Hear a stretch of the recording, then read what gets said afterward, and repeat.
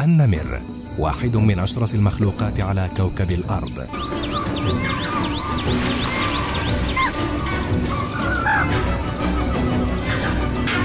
فهو المنافس الوحيد للأسد الذي يعتبر ملك الغابة، حيث اتضح أن النمر يتمتع بقوة تفوق قوة الأسد في بعض الأحيان.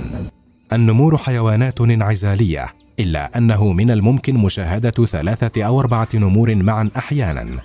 هي رشيقة الحركة وماهرة في التسلل والتخفي، لذلك يصعب رصدها على الرغم من أنها قد تقترب كثيرا من المستوطنات البشرية.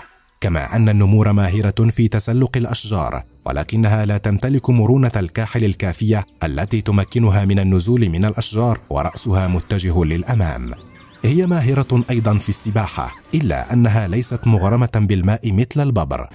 تمتلك النمور حاستي سمع وبصر حادتين وحاسة شم قوية، وتقضي وقت راحتها مستلقية في الأجمات على الصخور، كما يمكن أن ترتاح على أغصان الأشجار تاركة ذيلها متدليا بحرية. والتمساح واحد من أكثر الأعداء للنمور، فالنمور تكره التماسيح بشكل كبير، وعندما تحدث معركة بين هذين الاثنين لن تنتهي إلا بموت واحد منهما.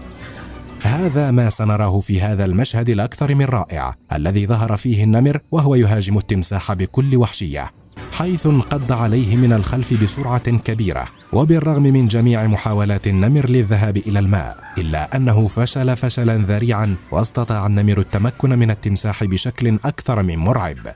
وبالرغم من أن هذا المقطع ذو جودة ضعيفة، إلا أنه رائع ويبين مدى قوة النمر عندما يهاجم التمساح.